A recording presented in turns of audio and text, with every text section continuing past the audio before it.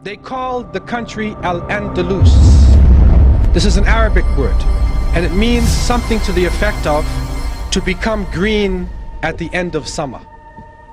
Among the products that were introduced into the West through Al-Andalus, I'll name a few of these products to you. Cotton, paper, glass mirrors, street lamps, salt, colored glass, silk, satin, pepper, cinnamon, handkerchiefs, deodorant, kerosene, linen, firearms, cotton balls, paper money, postage stamps, book binding, clocks, ceramic tiles, nitric acid, soap, astrolabes, compasses for navigation, slide rules, rulers, surgical instruments, windmills, spinning wheels, rose water, maps, globes, citrus and nectar fruits, carpets, eyeglasses, curtains, test tubes, porcelain, fine furs, velvet, almanacs, and encyclopedias. So you can see right away that some of the contributions that they have made, that's a legacy in itself. Because we are benefiting from this, and I can go on with the different aspects of culture that the Muslims developed in that part of the world and other parts of the Muslim world, and they made it in such a way that it was usable for Western society, and it helped Europe to come out of the Dark Ages. Things had really fallen and Europe was not central to the world anymore.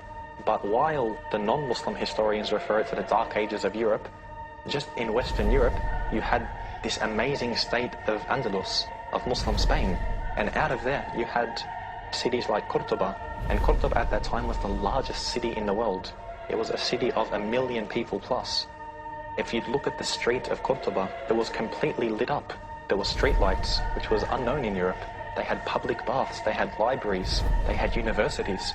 People would travel all from around the world just to study in Andalus, a true center of learning. So while you can say some of Europe was in the Dark Ages, another part of Europe, which was the Muslim area of Europe, it wasn't in a dark age at all, it was full of light.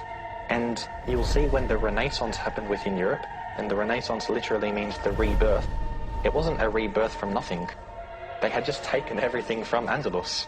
If you look at Italy, all of the, the arts and so forth, they really just took it from the artisans of Muslim Spain. Again, you kind of like added bits to it, made it their own style, of course, yeah. Yeah. So, of course, this rebirth wasn't something that was, from them themselves. They just learnt everything from the Muslims. Ultimately, the Crusaders came away with no permanent conquests, but they returned with something even more valuable: knowledge. Europe, with the Crusades, turned the corner from the Dark Ages. There's medical information and surgical information that's brought back. Books are brought back, languages are brought back, everything is brought back. So the Crusades really do change Europe in a way that we have not seen before. Europe was on the verge of one of the most productive and creative periods of its entire history. Things like the great Gothic cathedrals, the universities, the law courts and legal systems, all of those were created. So following this long period of darkness, there came a tremendous explosion of really brilliant cultural achievements. The Renaissance is back in, the lights are on, and everything is good. What happened between the year 700, to 1500? What happened in that time? It was the Dark Ages. It was the golden age of Islam. And I want to just talk about some of the contributions that were made by Muslims. And this can get very complicated. In mathematics, some of the achievements made, they began algebra and symbols and equations. Developed Arabic numerals, sifr, 0, Arabic numeral system. They established a logarithm. They founded the general formula for solving third-degree equations. They founded trigonomic ratios, formulas, and equations. And you can continue to go on, and you'll see calculus and trigonometry and all of these areas of math have a debt to Islam. In physics, they established the science of power, or mechanics. They describe the center of gravity. They describe gravity. So when that apple hit Newton in his head, okay, he was probably reading an Arabic book, and it woke him up from his sleep, and then he turned to the page on gravity. But what comes to us, the apple hit him in his head, and they say he discovered gravity. Muslims had described gravity in details long before Isaac Newton. Also, they described mechanical properties of geometric bodies. They developed the hydrometer, aerometer, the lever, balance, scale. They measured specific gravity of different substances, invented the pendulum, the spring and wall clock. Also, you find in chemistry, you find they introduced atomic theory of matter. They developed processes of evaporation, sublimation, crystallization, distillation, filtration, pigmentation, melting. They introduced methods of steel making, metalwork. They developed procedures for dyeing of cloths and textiles. They established preparation methods of chemicals, sulfuric, nitric and hydrochloric acids, ammonium chloride, silver nitrate, mercuric oxide, chloride, sulfide, sodium.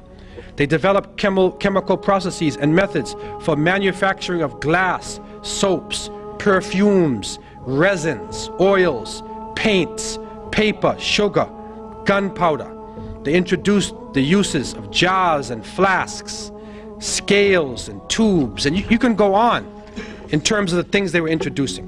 In astronomy, they developed astrolabes and sextants, prepared star catalogs and tables of planetary motion, named over 200 stars with Arabic names. They proved the Earth as a spherical shape. They calculated the length of terrestrial degree, determined the Earth's circumference and diameter. They measured solar inclination angle. They charted the positions and orbits of stars and planets. In medicine, you find they performed gynecology, obstetrics. They wrote medical encyclopedias. They performed therapy procedures. They prepared mercury ointment. They discovered a blood circulation and described the pulmonary circulation and the function of lungs. They recognized the contagious nature of tuberculosis and the distribution of disease by water and soil. They performed surgical treatment of eyes, ears, and teeth. They used and described over 200 surgical instruments. Over 200 surgical instruments. It's amazing. They describe 130 eye diseases, and they characterize 143 drugs. In pharmacology, they prepared alcohol, acids, nitrates, carbonates. They introduced the use of picrotoxin. They prepared chemical medicaments in pills and solutions. They established chemist shops for dispensing prescriptions. They introduced to Europe quite a number of medicines and herbs which betray their Arabic name. Al-Kanna, alcohol, alcohol. Alcohol is Arabic word.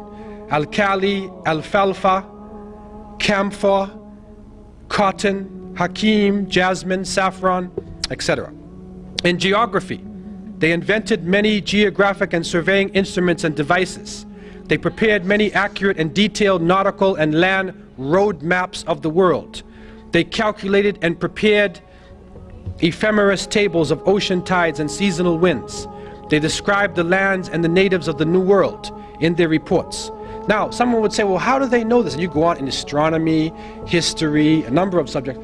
How would they be so good in these subjects? I want to take two areas. In the area of geography and astronomy.